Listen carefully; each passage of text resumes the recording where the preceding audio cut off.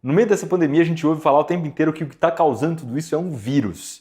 Mas, ao mesmo tempo, a gente tem percebido que bastante gente está misturando o que é vírus e o que é bactéria. E você aí, sabe a diferença de cada um? Sabe mesmo? Suficiente para passar num teste? Se eu pegar esse iogurte aqui que está dentro da geladeira, na validade, tudo certo. Esse punhado de terra aqui do quintal, o assento da privada ou até a minha própria língua, em qual dessas 4 coisas a gente não vai encontrar bactérias? Responde aí nos comentários enquanto a gente roda a vinheta.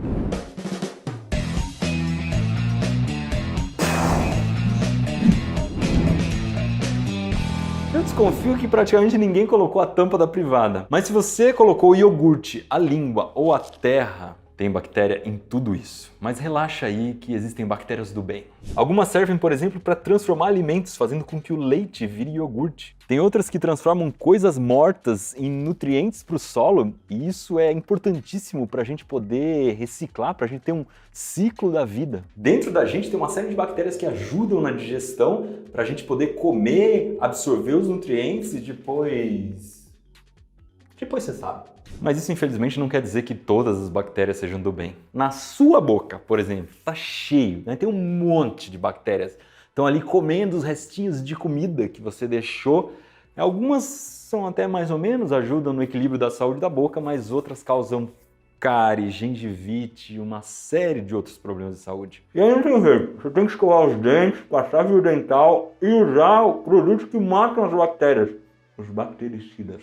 Tem alguns produtos bactericidas da Oral-B, por exemplo, que é a nossa parceira, que tem um composto que se chama fluoreto de estanho estabilizado, e a função dele é estragar a camada protetora das bactérias. E aí elas morrem. Inclusive, essa ação dos íons de estanho nas proteínas das membranas das bactérias tem um nome: efeito oligodinâmico. É por isso que a Oral-B desenvolve esse tipo de tecnologia e é por isso que eles apoiaram este vídeo, porque a Oral-B tem a mesma preocupação do Manual do Mundo, que é divulgar o máximo possível informações sobre saúde, ainda mais agora que é decisivo. Mas voltando lá para os vírus e bactérias, eu vou ter que fazer uma comparação meio bizarra.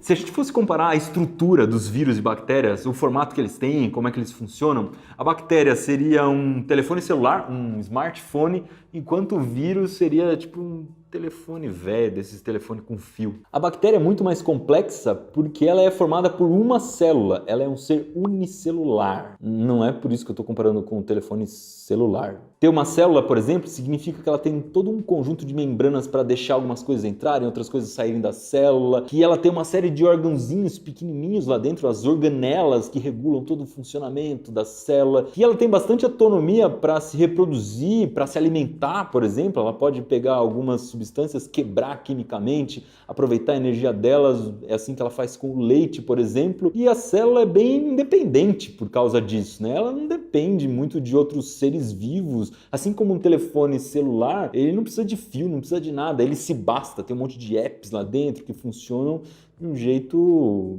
sem precisar de outra coisa. Agora, os vírus têm uma estrutura muito mais simples. É como se eles fossem um envelope só com um bilhete dentro, que é o código genético deles. Mais nada. E assim como esse telefone, ele precisa estar ligado na tomada, que está ligado numa parede, que está ligado numa rede. O vírus não tem autonomia, ele depende de outro ser vivo, ele não consegue fazer nada sozinho.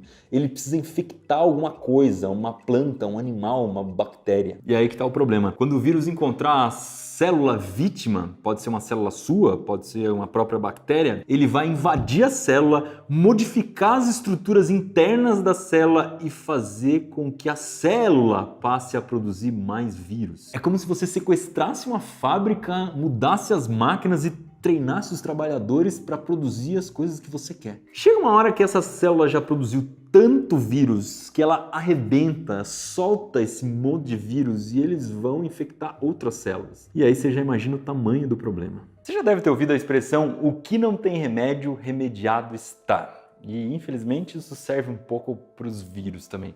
Na maioria das vezes, quando a gente tem uma infecção por vírus, o remédio que a gente toma serve para diminuir os sintomas, tipo febre, dor de cabeça, dor no corpo, e não para matar o vírus em si.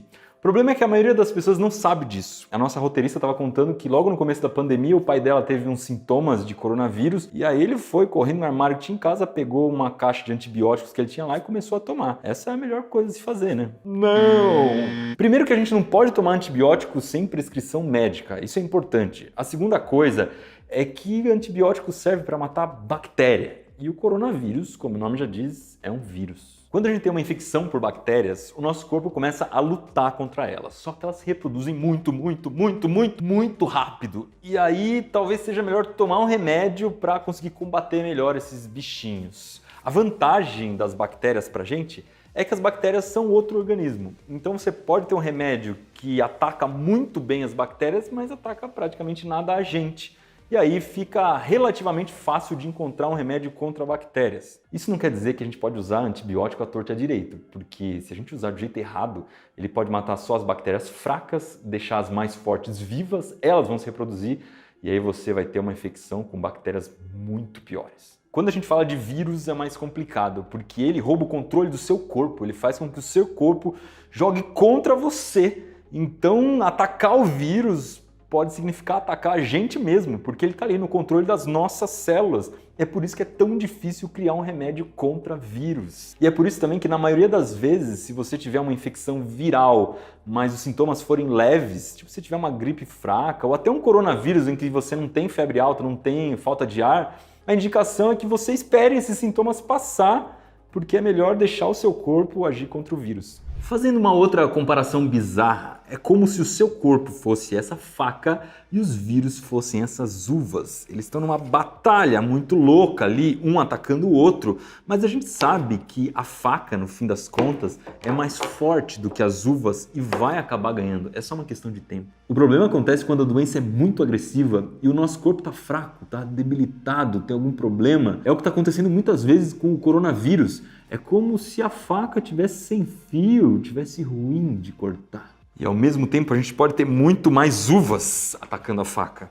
E aí talvez ela perca essa batalha. O lado bom dessa história é que o nosso corpo começa a ganhar experiência em lutar contra os vírus. Então, da próxima vez em que a faca for lutar contra as uvas, ela já sabe quais são as estratégias, como é que ela tem que agir. É por isso que dificilmente você vai pegar 2 vezes o mesmo vírus. É porque seu corpo já sabe o que fazer com ele.